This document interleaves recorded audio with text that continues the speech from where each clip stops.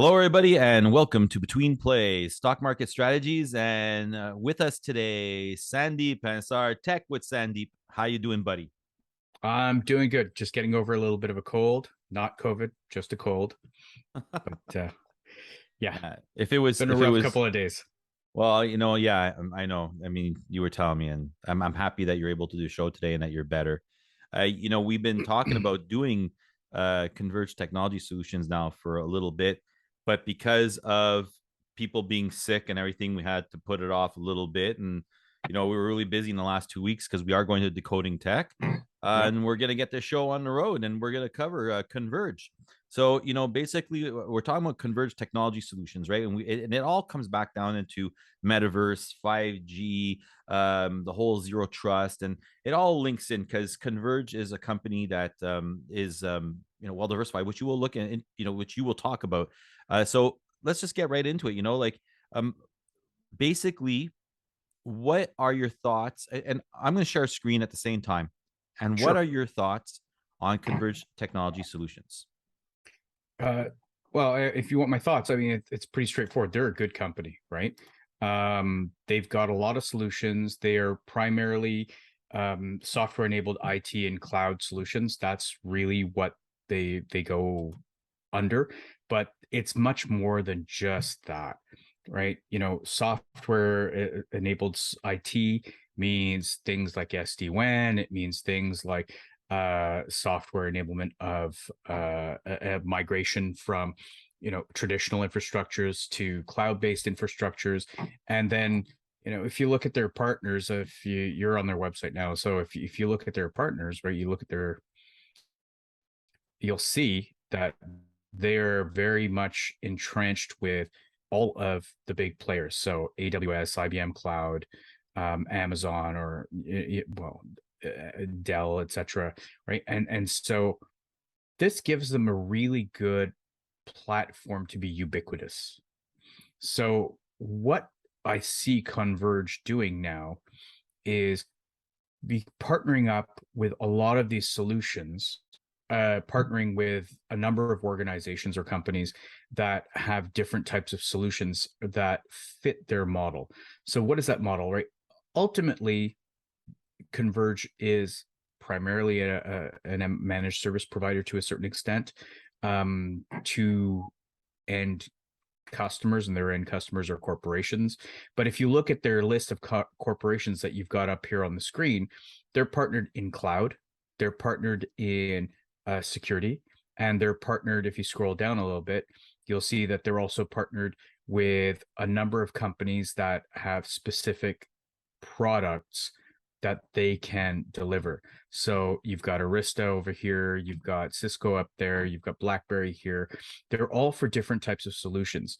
So really what I see from this organization is they're very solutions based, and what they're trying to do is they're trying to make themselves able to deliver solutions for their customers. Now, what does that mean? We're talking about solutions that say, hey, what do you want to work with? What have you already invested in? Let's save you some money. Let's work with the same implementations of what you've got, but let's make it better. And that's what I've seen from, having done the research on these guys and looking at the kind of customers they've got. I mean, they're on a mad buying spree right now, picking up 2-3 companies since June, if not 4. And excuse me. And they have really tried to focus themselves around the solution-based thing, right? So there's New Comp, there's Gesellschaft für, there's the Linux One stuff, there's was yeah, exactly. Yeah. Yeah. So that whole piece of what they're putting together is quite interesting. And it's very clear that Converge is making a move into Europe, right, by those acquisitions.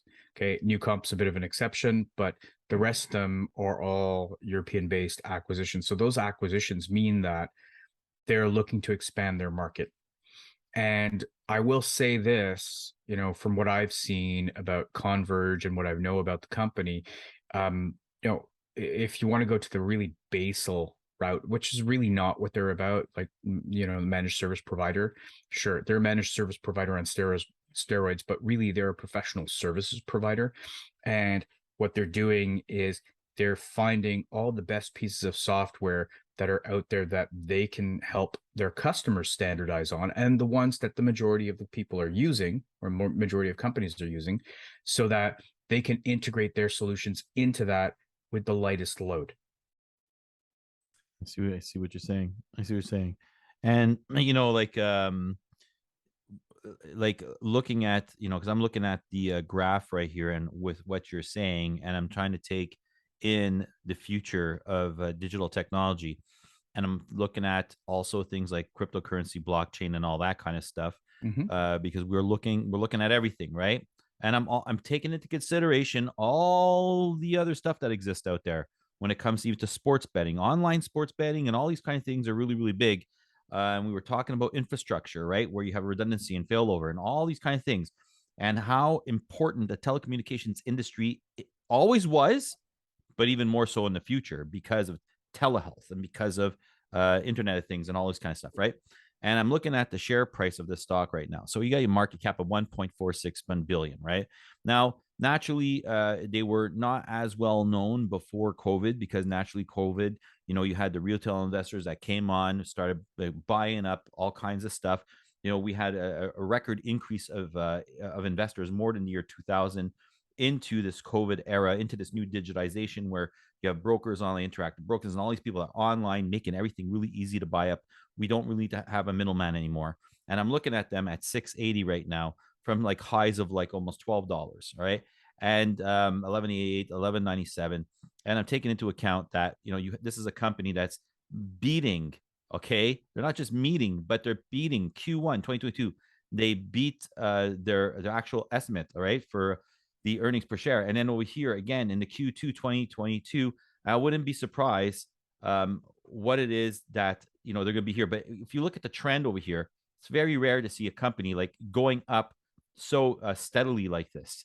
And at the bottom over here, when you look at revenue earnings right now, when you're looking at this, you're looking at, you know, 459 million in revenue, 687 in revenue. Okay, the earnings are negative, but look at the earnings decreasing over here.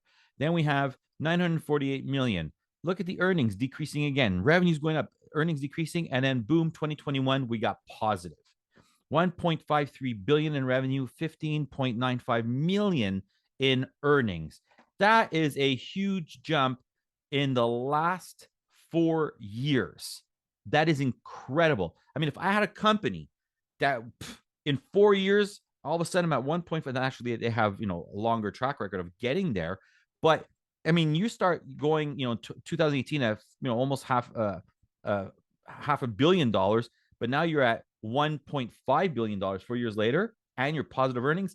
This shows that their acquisitions, what you're talking about, their team that's in place, all these kind of things, it's all on the right track. And I want to just get to the next thing here. That's why I'm looking at this. Okay, do I think that this is a buy? I mean, look, we went down to $5.13, and we see it up here at 680. Is it possible that there might be another dip? Look, it's possible. It might just, you know, or go up and down around that area for a little while. Why? Because even like today, we're saying that since 1981, inflation has never hit as high since 1981 at 11.4 something percent. Exactly. Okay?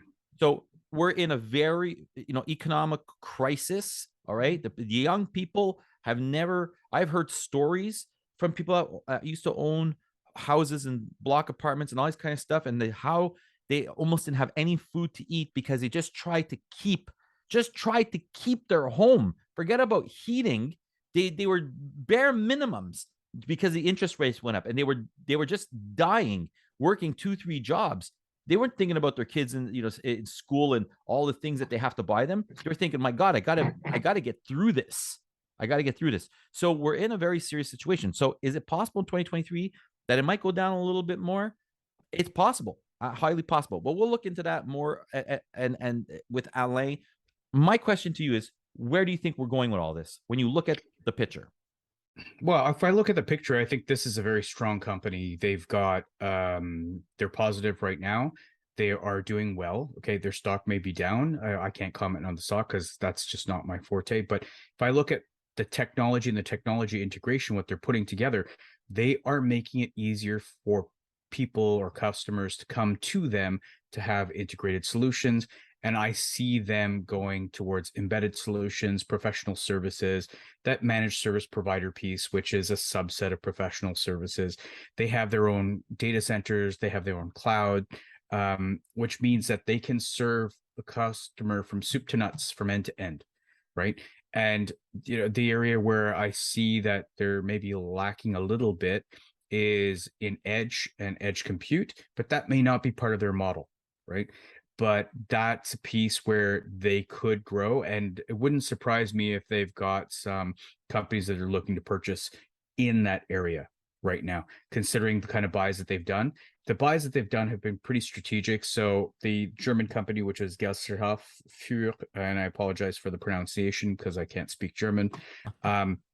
It's really about education and educational systems, moving schools and things like that into the digital age.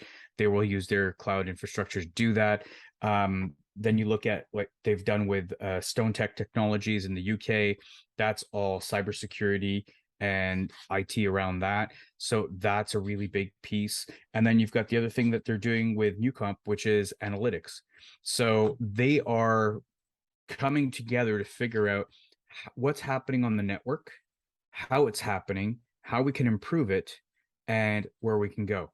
So it wouldn't surprise me if they weren't already developing, though I don't know that Converge actually develops anything internally of their own software, of their own passion, or if they were aligning themselves with some kind of AI analysis, whether it's a Watson from IBM or whether it's some other AI for network analytics. And maybe that's part of the reason of Newcomp. I don't know enough about Newcomp, right? But that kind of stuff becomes very, very powerful and puts you very cutting edge. And I think that's a path for Converge. And I think that's really where they're heading in terms of making the management of the network. Basically, what they're doing is they're saying, you run your business, let us take care of your network and your networking and your storage and your cloud, and you don't have to worry about anything. Do what you do best, which is run your business. If you're selling tacks or grommets or shoelaces or whatever it is, do that.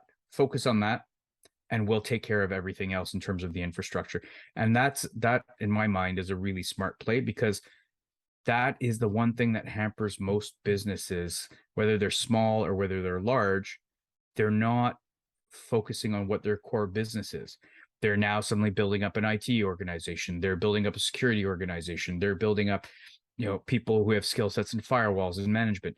A company like Converge is your best partner, because they're going to sit there. They're going to take care of all of the pain for you. They're experts. They do this day in, day out. They will have dedicated people working for you and for your team. And then on top of that, they can go, oh, you've got this, this, this, and this. Well, why don't we create some kind of embedded solution around something, whatever that might be? And you just need to focus on moving your own product and marketing that. Then you become a sales and marketing organization like you should be. And you don't have to worry about the infrastructure because you've got somebody who's trusted taking care of that for you. And I think that's very powerful. Absolutely, we can see that they're that they're a company that's growing, as you're saying, and that in order to make these kind of buys, to have this kind of incremental, steady rise. I mean, like even what you see with their actual amounts are, it's like nearly perfect. You would almost believe that the next one will be around. If it's 10 to 4, you're almost looking at the 12 to 16. Okay, over here. And just a steady rise over here. We have a 1.9 on a buy chart here. They're at a current low of 680 with an average here of 1060. Everything you're saying, opportunities of growth here, and that they have the management in place that's been making the right decisions, as you are saying.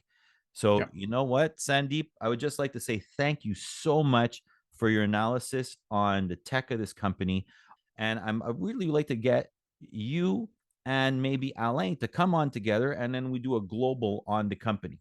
I think that'd be fantastic. Yeah, I'd love to do that. And who knows, maybe we can get someone from Converge on too. Oh, that would be amazing. All right. So, for everyone out there, thank you for watching. And always remember, research, prepare, plan, execute. Stay strong. On to the next show. Thank you so much, Sandeep. You're very welcome. This episode is brought to you by TriStar, West Island, and 360 Punch, where there's something for everyone. 2144 Trans Canada Route, Dorval, Quebec, H9P 2N4. Go to their website for more information. Hello, everybody, and welcome to Betweenplays Stock Market Strategies. Hit the like and the subscribe button. Head off into our description below if you'd like to know where all of our social media links are, and also the podcast, whether it be Apple or Spotify. We will be doing interviews with CEOs, with analysts, and it's not only on the stock market itself, but also on cryptocurrencies and blockchains. We will have guest speakers. We will be doing panels. You will be able to enjoy a lot of different content.